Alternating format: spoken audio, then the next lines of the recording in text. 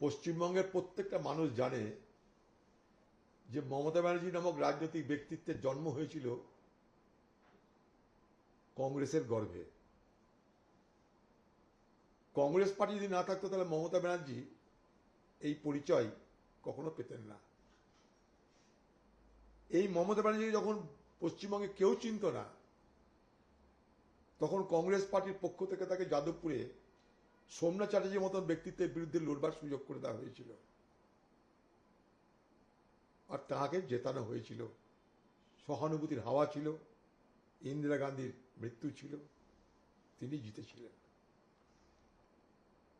সেই মমতা ব্যানার্জি রাজীব গান্ধীর দৌলতে পশ্চিমবঙ্গের যুব কংগ্রেসের সভাপতি হয়েছিলেন। তখন থেকে মমতা ব্যানার্জির প্রকৃত রাজনৈতিক উত্থান শুরু হয়। সেই মমতা ব্যানার্জি কংগ্রেস দল ছেড়ে হঠাৎ করে কংগ্রেসের অধিবেশন হচ্ছে যখন কলকাতাতে 97-98 সালে, তখন তিনি নতুন দল খুললেন।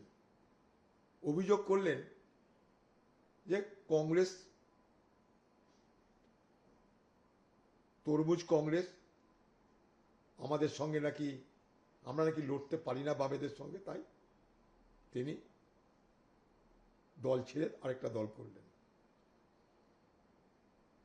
আচ্ছা, যেদিকে রাইটার্সের সামনে গুলি চলেছিল যে শহীদ দিবস পালন করে উনি বাংলায় মাতব্বরি করতেন, সেদিকে তিনি তৃণমূল কংগ্রেস করতেন না কংগ্রেস করতেন?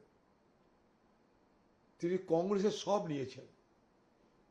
কংগ্রেসের নেতাদের কাছ থেকে তিনি সমর্থন নিয়েছেন, নেত্রী হয়েছেন, ভোটে জিতেছেন।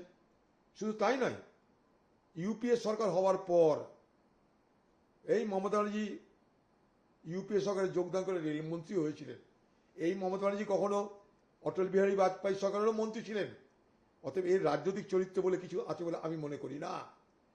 তিনি বিজেপি সরকারে একবার নয় দুবার, কংগ্রেস সরকারে দুবার, এই তার রেকর্ড। অথচ কোথাও তিনি স্থায়ী হননি, কারণ তার একটাই লক্ষ্য ছিল সকলের ঘাড়ে চড়ে আমাকে সিংহাসন পেতে হবে। তো ঘাড়ে চড়া রাজনীতি উনি মাস্টারি করেছেন। আরেকটা জিনিসে মাস্টারি করেছেন, সেটা হচ্ছে পশ্চিমবঙ্গে বিরোধী রাজনীতি ছিল, দল ভাঙানো রাজনীতি ছিল না। চোরা শিকারীরা যেমন জঙ্গলের মধ্যে ঢুকে জন্তুজনকে শিকার করে, কেউ জানতে পারে না। মমতা ব্যানার্জি ক্ষমতা আসার পর 2011 সালে ক্ষমতা আসার পর কংগ্রেসের লোকদেরকে সেইভাবে চোরা শিকারী মতো শিকার করে, কাউকে টাকা দিয়ে, ভয় দেখিয়ে, লোভ দেখিয়ে, ম্যানেজ করে, ক্ষমতা দেখিয়ে তিনি তার দলকে বড় করেছেন, কংগ্রেসে খতম করেছেন। অথচ এই মমতা ব্যানার্জিকে 2011 সালে ক্ষমতায় আনার জন্য,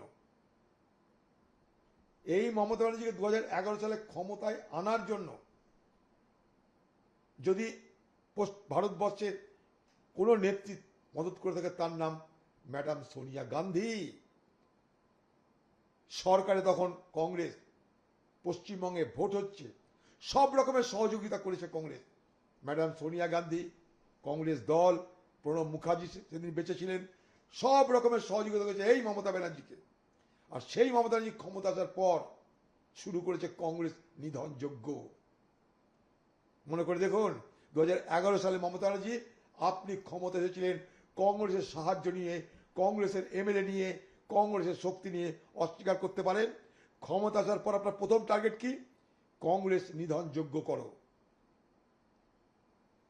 একের পর এক কংগ্রেসের এমএলএদেরকে খরিদ করো, ভয় দেখাও, ভোট করতে দিও না, পঞ্চায়েত ভোট, মিউনিসিপ্যালিটি ভোট করতে দেবে না, লোভ দেখাও, ভয় দেখাও, ক্ষমতা দেখাও, দল বাড়াও। কংগ্রেসকে নিশ্চিহ্ন করতে হবে।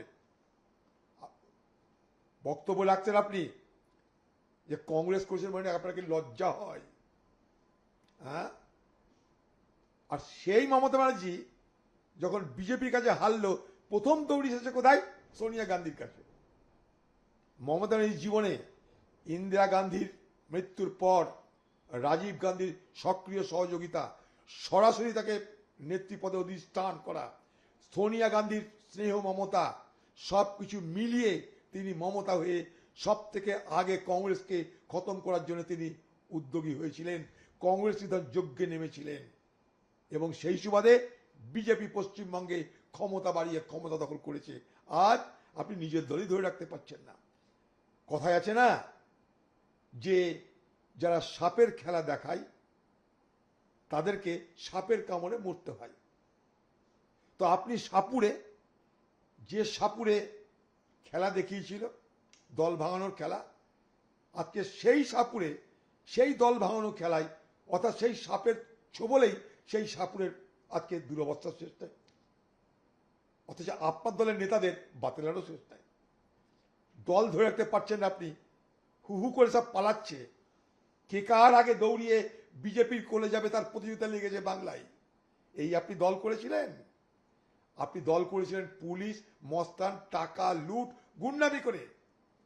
আরে ক্ষমতা নিয়ে আমরা 50 বছর হিম্মত সে বলতে পারি কংগ্রেস করি। তোমার মতন এদিক ওদিক কখনো ছেড়েছো, কখনো ধরেছো, কখনো পালিয়েছো, তা করি না আমরা। তুমি ধান্দাবাজ, তুমি যখন যেমন তখন তেমন করো, গিরগিটি রঙের মতো নিজের চরিত্রের রং পাল্টাও। আজ তোমার লোকরা হুঁকে পড়েছে, তোমার জ্বলন হচ্ছে, খোকাবাবুকে আর তোমাকে বাঁচানোর জন্য কংগ্রেসের কাছে হাত ধরতে আসতে হচ্ছে। তারপরে তোমাদের বাতেলা যায় না।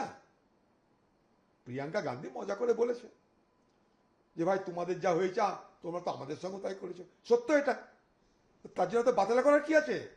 স্বীকার তো করতে পারতো, হ্যাঁ আমরা যেটা করেছি ভুল হয়েছে, আর হবে না, তবে না রাজনীতি।